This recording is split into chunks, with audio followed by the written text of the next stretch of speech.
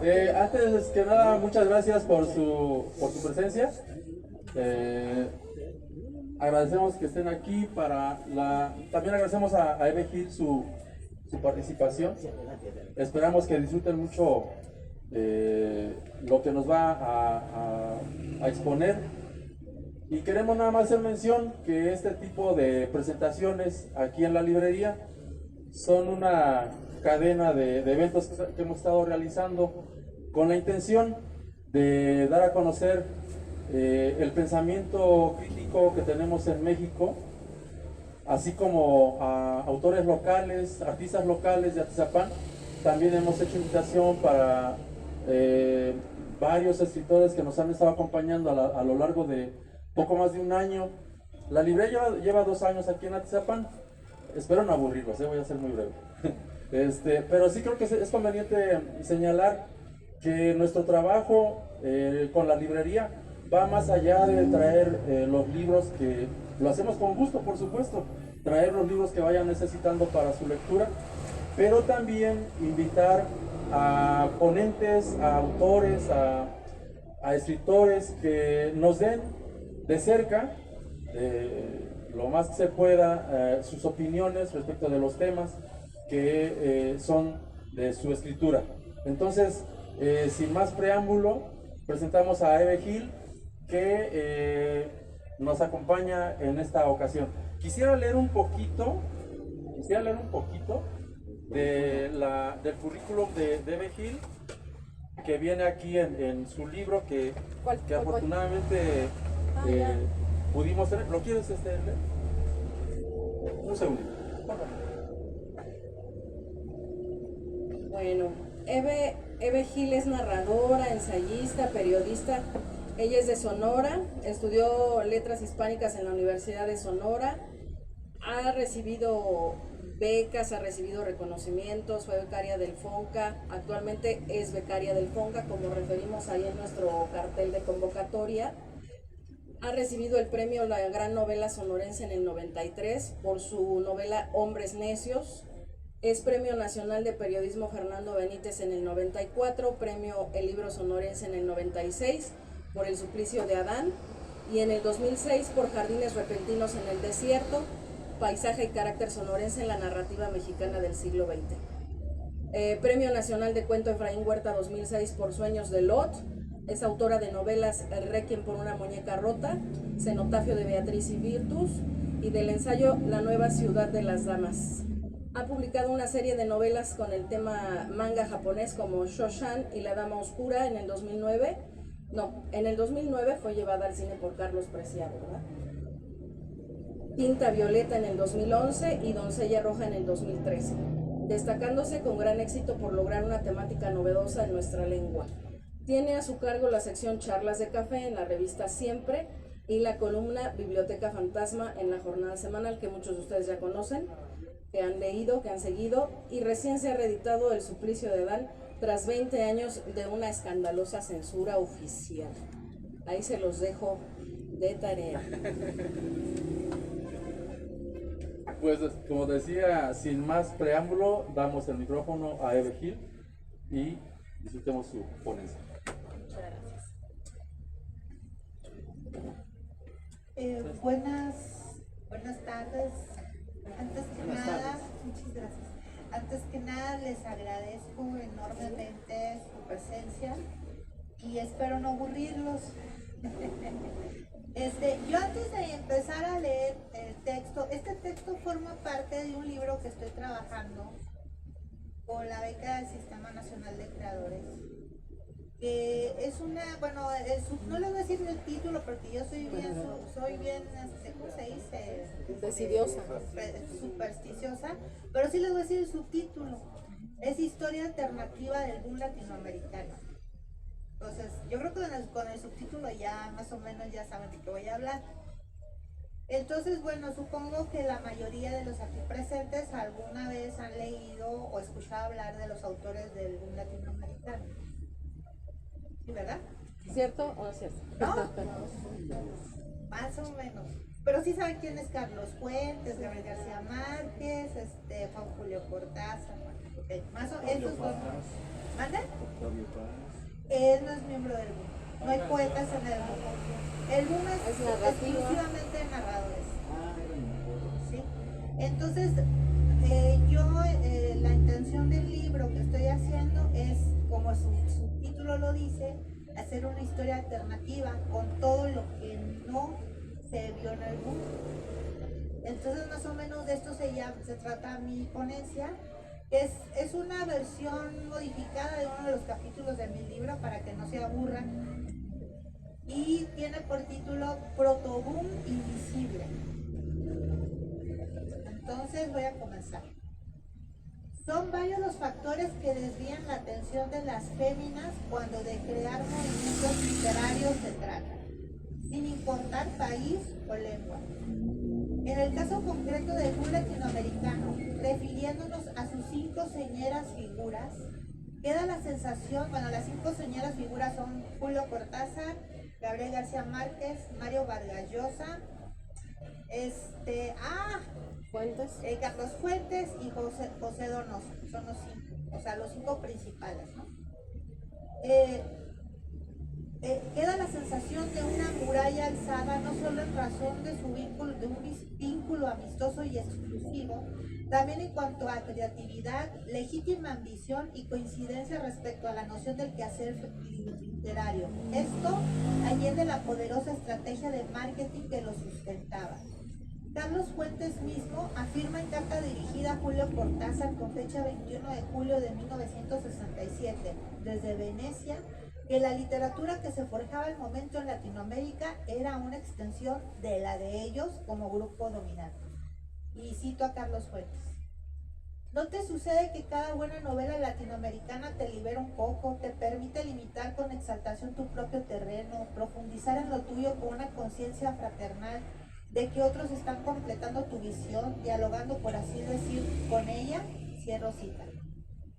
Es posible afirmar, no obstante, que este estallido benefició a muchos otros autores cuyas obras reflejan con nitidez un deseo de pertenencia al multicitado boom, logrando en muchos casos ser vinculados al mismo, al menos tardíamente.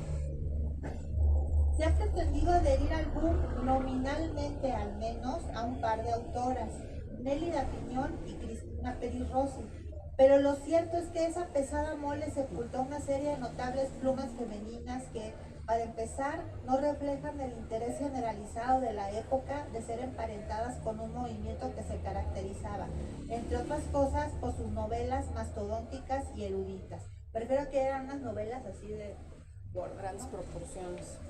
donde la visión, la perspectiva y la experiencia masculinas lo impregnan todo, incluso la manera de abordar a los personajes femeninos.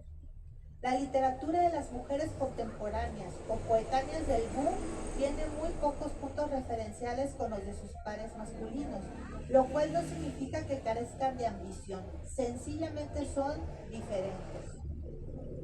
En un libro previo a este titulado El boom callado, me propuse estructurar un prototipo femenino del instituido boom, aunque de entonces ahora mi visión se ha modificado sustancialmente.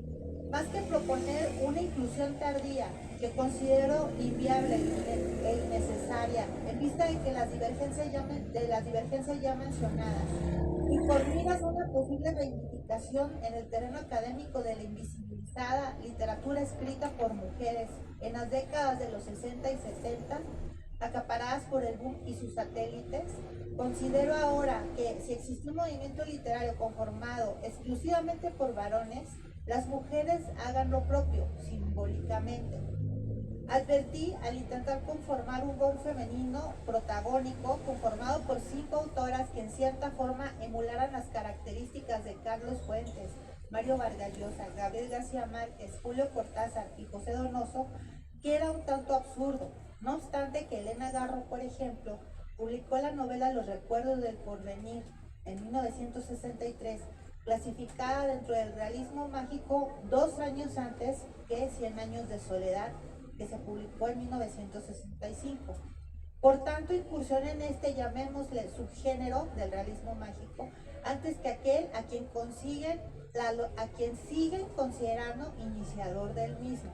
O sea, Elena Garro publicó antes que Gabriel García Márquez, una novela considerada del realismo mágico.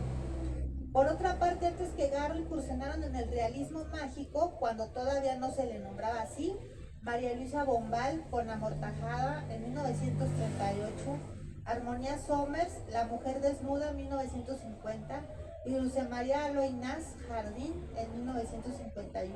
Ergo, el realismo mágico es un subgénero principalmente cultivado por mujeres y, al menos en Latinoamérica, inaugurado e impulsado por ellas. En entrevista con el ensayista y narrador chileno Valdemar Verdugo Fuentes, que reprodujo esta en su libro María Luisa Bombal, una huella, Gabriel García Márquez declara, y cito a Gabriel García Márquez: no leí la obra de María Luisa Bombal sino mucho después. La encontré precisamente buscando las propias lecturas e influencias de Rulfo. Ella es la adelantada de lo que se ha dado en llamar realismo mágico, en que se involucra parte de mi obra, y me halaga porque admiro lo que escribió María Luisa Bombal. Tiene algunos pequeños relatos que son los más delicados de nuestras letras. Es fácil concluir que las mujeres que cruzan las páginas de La Amortajada y de La Última Niebla, sus novelas capitales, son mujeres únicas. Difícilmente un hombre puede escribir así. Por su parte, las lecturas que me alentaron de María Luisa Bombal son las mismas que alentaron a Juan Rulfo, en especial autores nórdicos, Knut Hamsun, Halldór K. Laxness. Dramaturgos como Ibsen, o sea, grandes escritores como ellos mismos lo eran. Juan Rulfo y María Luisa Bombal fueron pioneros en esta corriente de realidad mágica y me enorgullece haber aportado algo a la continuidad de este ánimo realmente fantástico que pensaron con su obra en ambos reducida sin dejar de ser colosal. La influencia de Juan Rulfo fue una cálida oquedad y la obra de María Luisa Bombal pasó en mi vida como una abeja de fuego, tal cual la nombraba Neruda. Cierro cita. Bueno, aquí mencionó Juan Rulfo, Gabriel García Márquez, pero Juan Rulfo publicó Pedro Páramo en 1950, 12 años después de La Amortajada de María Luisa Bombal. O sea que de todas maneras siguen ganando las mujeres. Bueno, el Nobel colombiano, por su parte, no menciona a Elena Garro, posiblemente por la calidad innombrable que le había acarreado su supuesta colaboración con el gobierno de Díaz Ordaz durante la masacre del 2 de octubre de 1968. Debidamente desmentida y aclarada, aunque continuamente surgen nuevos rumores en torno a su figura, como que fungió como espía para la CIA. Esa fue la última. El error de Garro con respecto a la masacre estudiantil del 68 fue inmiscuirse a un nivel muy superficial con un líder estudiantil que terminó señalándola como instigadora junto a otros más. Encontré también similitudes entre la literatura de la narradora y dramaturga mexicana Luisa Josefina Hernández con la de Carlos Fuentes. Una cargada crítica social hacia la sociedad mexicana, un lenguaje reelaborado, arduo, despiadado. Si bien ella publicó su primera novela, Apocalipsis Cum Figuris, en el 51, 7 años antes de que Fuentes debutara con La Región Más Transparente. Tras varios años de ensayar un boom femenino, me convencí de dos cosas. La primera, que la grandeza de este movimiento conformado exclusivamente por varones desvió totalmente la atención de autoras y autores que a la fecha siguen en espera de ser traducidos y de una atención académica que contribuya a su proyección internacional. La segunda, que un boom femenino, siguiendo la propuesta de Donoso de instaurar un protoboom, porque boom solo hay uno, aunque fundado a destiempo, tendría que incluir por fuerza autoras estilísticamente ajenas a sus 5 protagonistas, así como a sus satélites. Para llevar a cabo mi libro de ensayos biográficos de las autoras invisibilizadas del boom, sin embargo, me vi obligada a seleccionar a las que mayor parentesco literario presentaran con sus pares masculinos. Para empezar, que fueran exclusivamente o mayormente narradoras, y dejar para un hipotético segundo tomo a las especializadas en subgéneros como ciencia ficción, novela negra o policial, o en poesía y ensayo. Partí para ello de algo que pudiera parecer demasiado simple, los años de nacimiento de los miembros del boom, considerando que Julio Cortázar era el de mayor de edad, nacido en 1914, y Vargas Llosa el más joven, nacido en 1936. Aunque tomé en cuenta también los años en que las autoras publicaron sus primeras obras o continuaban en activo, partiendo de esta última premisa, incluía Dulce María Loynaz, nacida en 1902, Silvina Ocampo, nacida en 1903, y María Luisa Bombal, nacida en 1910. Si hubieran comenzado a partir del año de nacimiento de Julio Cortázar, hubiera empezado por Armonía Somers, nacida en 1914. Asimismo, cerré aquel libro con una autora algunos años más joven que Mario Vargas Llosa, en vista de que empezó a publicar muy joven, justo durante el auge del boom, Cristina Peri Rossi, nacida en 1941. En mi personal protoboom femenino sucumbí a la tentación de incluir a una autora que, si bien publicó durante el mismo periodo de los autores del boom, incluso desde antes, lo hizo a través de autopublicaciones, como hizo el propio Donoso, y no fue realmente descubierta y leída sino hasta entrado el siglo XXI.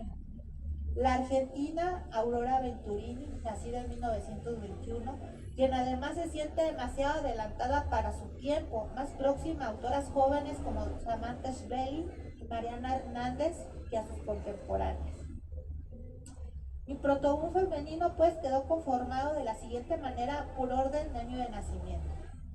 Dulce María Loynaz, 1902, Silvina Ocampo, 1903, María Luisa Bombal, 1910, Josefina Vinces, 1911, Armonía Sommer, 1914, Elena Garro, 1916, Clarice Lispector, 1920, Aurora Venturini, 1921, María Luisa La China Mendoza, 1927, Inés Arredondo, 1928, Luisa Josefina Hernández, 1928, Marta Traba, 1930, Elena Poniatowska, 1932, Nélida Piñón, 1937, Rosario Ferré, 1938, Luisa Valenzuela, 1938, Alba Lucía Ángel, 1939, Marvel Moreno, 1939 y Cristina Peri Rossi, 1941. La mayoría de estas autoras, si no es que todas, se enfrentaron dificultades diversas para ejercer su vocación de escritoras y ser publicadas, incluso la más privilegiada, Silvina Ocampo, que contaba con espacio, tiempo y necesidades cubiertas para consagrarse a la escritura y a la pintura, así como el apoyo de su hermana Victoria Ocampo, que tenía su propia editorial, vivió un tormentoso matrimonio con Adolfo Bioy Casares, otro gran autor nunca citado en los libros que leí sobre el boom, acaso porque, como dice Donoso, los argentinos allegados a la revista Sur, incluido Jorge Luis Borges, tenían su propio baby boom. Así dice Donoso. Dicha situación está fielmente plasmada en el relato La Continuación, incluido en su libro La Furia, publicado en 1959, que es, en cierto modo, una anticipación de la novela Testimonio sobre Mariana, de Elena Garro, publicada en 1981, ambos relatos en clave sobre un mismo asunto, su relación con Bioy Casares, de que Elena fue amante, si bien los Bioy permanecieron juntos hasta la muerte de Silvina. La propia Garro, pese a ser percibida y descrita como el prototipo de rubia frívola durante su juventud, nunca se contentó con ser la esposa del poeta más respetado en lengua española, que es Octavio Paz. Aunque algunos de sus actos para hacerlo patente fueron cuando menos imprudentes. Su mayor y más ecuánime acto de rebeldía fue escribir una verdadera obra maestra como Recuerdos del Porvenir, ya divorciada de Paz, ganando el prestigioso premio Javier Villaurrutia, pese a no estar en buenos términos con los leales a su esposo. Antes de esta novela se desempeñó con cierta fortuna como dramaturga y había publicado relatos desperdigados en diarios y revistas que poco a poco se compilarían en libros. Para cuando se suscitó el incidente del 68 ya era una autora consolidada, aunque estaban por venir otros grandes títulos que exponen con absoluta claridad su condición de perseguida y vilipendiada por sus colegas.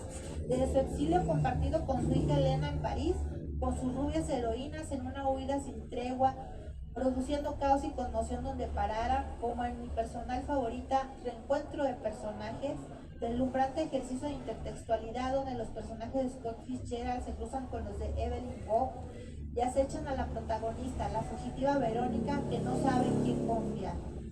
La época parisina de Garro es la que produjo sus mejores obras. El retorno a México solo le aportó pobreza y la necesidad de escribir por dinero, aunque de esta tercera etapa destaca una novela también en clave que en cierto modo recuerda a la Justine del Marqués de Sade, Inés, publicada en 1995. Dulce María Loinás es una de las 3 autoras aquí reunidas que se hizo acreedora al premio Cervantes. Las otras 2 son Elena Poniatowska y Cristina Peri Rossi. Ella en 1992, a la edad de 90 años. Aunque debió ganarlo mucho antes, es posible que su elegido aislamiento, al aferrarse a los felices recuerdos concentrados en su antigua casona familiar en La Habana, haya contribuido a que se le perdiera de vista. Aunque su obra está compuesta mayormente por un género ajeno al boom latinoamericano como es la poesía, así como numerosos ensayos, su única novela, La monumental Jardín, la coloca a la altura de las grandes novelas del boom, sin contar la excelencia del resto de su obra. Aunque a estas alturas se le siente muy olvidada, en el 2015 se lanzó en su natal Cuba una preciosa y muy digna edición crítica de Jardín con un tiraje de 5.000 ejemplares, algo inusual en la isla, prologada y exhaustivamente revisada por su principal estudiosa Zaida Capote Cruz. Como la mayoría de las autoras aquí reunidas, María Luisa Bombal no ha obtenido una reedición internacional de sus espléndidas novelas. La más reciente, que reúne La última niebla y La amortajada, se remonta a 1999. Solo es posible conseguirla en ediciones locales, mayormente universitarias o estadounidenses, a través de internet. Caso también de Marta Traba, Lucía Ángel, Rosario Ferré y Marvel Moreno. En 2012 se estrenó una película titulada Bombal, dirigida por Marcelo Ferrari, con una espléndida actuación de Blanca Lewy, quien consigue parecerse físicamente a la escritora e imprimirle la pasión necesaria. Un producto bastante digno que honra a la gran autora chilena, cosa que no puede decirse de Los adioses de la mexicana Natalia Beristain, la biopic de Rosario Castellanos, que en realidad está inspirada en cartas a Ricardo. La propia Beristain reconoció no haber leído otra cosa de la biografía de Rosario. Y no solo deja una imagen por completo distorsionada y edulcorada de una de las más grandes feministas y escritoras de la historia de México, sino que presenta un casting deplorable, con excepción de Daniel Jiménez Cacho, que caracteriza a Ricardo, personaje que debió haber sido secundario y termina robándose la película. Rosario Castellanos sigue siendo publicada y leída, al menos en su país, aunque su abundante correspondencia, que sigue apareciendo por todas partes, es la que más se recupera en forma de libro. Clarice Lispector fue una autora muy frecuentada por escritores de la época. El mismísimo Juan Rulfo quedó fascinado por su literatura al grado de declarar frente al escritor mexicano Gonzalo Celorio que es lo mejor que he leído, si bien nunca se cita entre las influencias del autor de Pedro Páramo. Y cito, esto dicho por Celorio: me habló largo, no de literatura argentina como yo hubiera esperado, sino de la brasileña, muy en particular de la obra de Clarice Lispector, por quien tenía una muy peculiar devoción. Cierro cita. Pese a estar muy apartada de los reflectores, de haber conseguido muy pocas entrevistas donde se muestra monosilábica y pasar la mayor parte del tiempo recluida en su casa luego de haber viajado por el mundo con un esposo diplomático, la desbordada imaginación y exquisita prosa de Clarice Lispector continúa seduciendo lectores, incluso a los muy jóvenes. Ha conquistado sin duda la condición de clásico. A juzgar por su timidez, que podría ser confundida con la osquedad, se rehusaba a reconocerse profesional de la escritura. Es muy probable que Clarice, de la misma familia de tímidos de Rulfo, nunca haya tenido roce alguno con los miembros del boom, ni hubiera aceptado formar parte de él. La otra brasilera de mi protoboom, Nélida Piñón, una de las mejores amigas de Clarice, pese a la diferencia de 17 años entre ellas, también abordó su trabajo literario con una cierta timidez, prefiriendo en todo momento hablar sobre los clásicos que la apasionaban y marcaron indeleblemente su estilo. Recientemente fallecida al instante de elaborar este ensayo, en 2022, su nombre volvió a sonar y sus libros a buscarse. Con todo y su timidez reclamó, aunque suavemente, su derecho a ser considerada parte del boom, aunque muy tardíamente. Es, entre este grupo de autoras, la única representada por Carmen Balcells, la matriarca del boom. Me detengo aquí un momento para explicarles quién es Carmen Balcells. Carmen Balcells era la agente literaria de todos los autores del boom latinoamericano. Y en cierta medida ella inventó el boom, fue ella la que creó toda la infraestructura de marketing, todo esto. Entonces, por eso, si la cito, es por eso, ¿no? Y no le gustaba mucho representar mujeres, representaba muy poquitas. O sea, eran como 200 hombres y 4 mujeres. Así una diferencia muy anormal, sí, muy abismal. La mención de Juan Rulfo en mi mente cuenta con un vínculo que me lleva directo a Josefina Vicens, otra tímida incurable que sin embargo llevaba dentro de sí un macho bravucón afecto a la tauromaquia llamado Pepe Faroles, nombre con el que firmaba sus populares columnas en una revista dedicada al tema. Inmersa en un mundo viril donde su pequeña estatura y arreglo personal un tanto hombruno le permitían pasar inadvertida, Josefina es autora de 2 novelas, siendo la primera de ellas, El libro vacío, publicado en 1958, uno de los más queridos clásicos de la literatura mexicana. La historia de un aspirante escritor que afirma tener poca imaginación y nada que contar porque no es más que un burócrata con la cabeza metida en libretas de contabilidad, termina siendo un tratado sobre la condición cuasi transparente de las mujeres en el hogar, la esposa de José, y la repugnante doble moral de la sociedad del momento, además claro del sublime retrato del escritor que se asoma al abismo que representa la página en blanco. Si bien su segunda novela, Los años falsos, publicada 36 años más tarde, en 1986, no alcanza la gran estatura de la primera, considero que ha sido injustamente tratada y que, al igual que su antecesora, Radiografía, una sociedad machista donde el hombre de la casa, como literalmente se ve obligado a asumirse el narrador, tiene derecho a cometer todo tipo de camelladas. El feminismo rezagado entre líneas de estas historias protagonizadas y narradas por varones que, en el fondo, se sienten incómodos con respecto a sus dudosos privilegios, es otra de las destacables virtudes de esta autora. Voy a parar aquí un momento para mencionar algo de Josefina Vicens. Pues yo participé prácticamente en una pelea de académicas que juraban que Josefina Vicens no era feminista, pero yo descubrí que sí, porque ella fue una de las que formaba parte del comité de mujeres que peleaban el derecho al voto.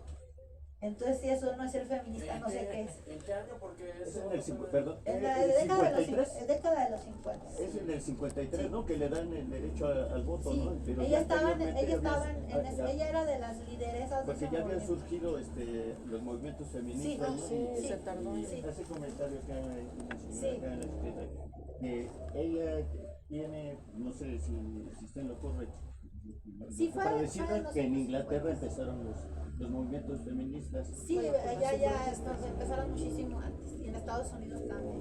De hecho, yo Pero que en Inglaterra descubrimos, los cuando extrapolaron. estaba para- estudiando esto, descubrí que el primer país donde las mujeres votaron, ni se van a imaginar cuál es, porque yo me quedé de 6 con ese dato, fue en Turquía. ¿A poco?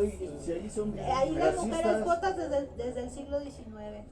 Si todos los de Oriente son bien racistas. Pues ya, vaya a ver.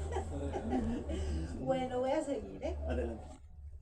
Inés Arredondo, otra tímida, solo escribió relatos, pero la crítica ha sido unánime al considerarla una de las mayores cuentistas latinoamericanas, cuando no su máxima exponente, y considero que la excelencia de sus únicos 2 libros publicados, La Señal de 1965 y Río Subterráneo de 1979, hace de ella una digna exponente de mi protoboom.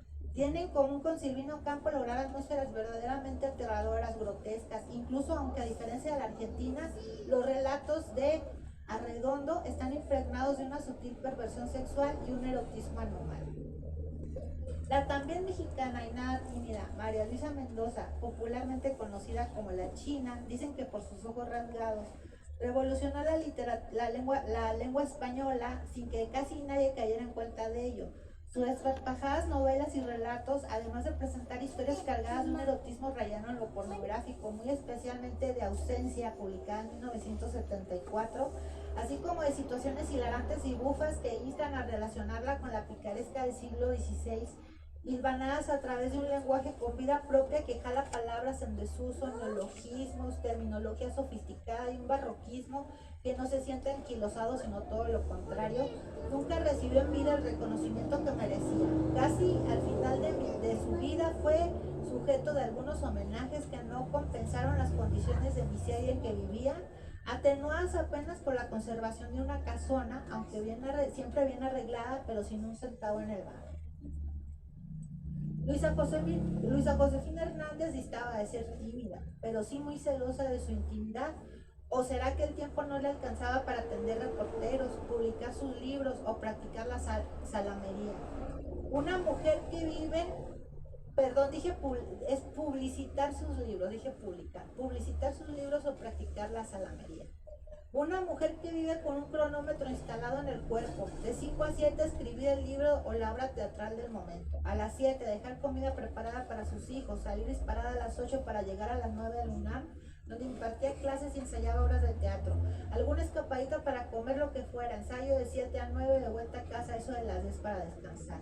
El tiempo vale oro, quizá por ello, y a la buena recepción de sus novelas por parte de críticos y lectores se le conoce más bien poco, aunque nunca ha dejado de ser publicada en su país. Mientras los libros del boom viajaban por el mundo y se daban un estilo de vida a la altura de su gran popularidad, una joven llamada Elena Poniatowska tenía que batallar con tacones zafados de tanto caminar, hacía el pescante de autobuses repletos, acarreando siempre un bolsito con una libreta de taquigrafía y un lápiz bien afilado. Fue reportera antes que escritora, pero aún habiendo publicado sus primeros 5 libros, todavía pasaba la mayor parte del tiempo en la redacción de la revista Siempre, mecanografiando con la gracia de una señorita educada en uno de esos colegios